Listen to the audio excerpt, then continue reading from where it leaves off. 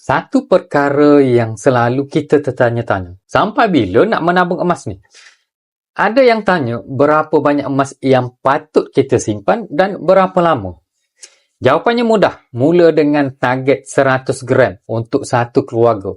Nampak besar, tetapi jika dipecahkan kepada simpanan bulanan, ianya boleh dicapai perlahan-lahan.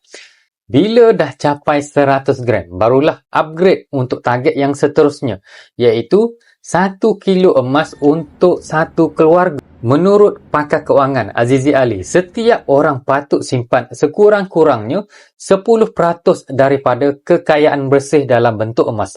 Sebab emas ialah benteng terakhir keuangan.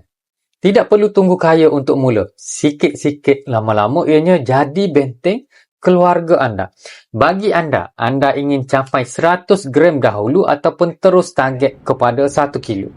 Kongsikan di bahagian komen. Untuk mulakan tabungan emas, hubungi saya, save dan like video ni untuk info emas yang seterusnya. Assalamualaikum.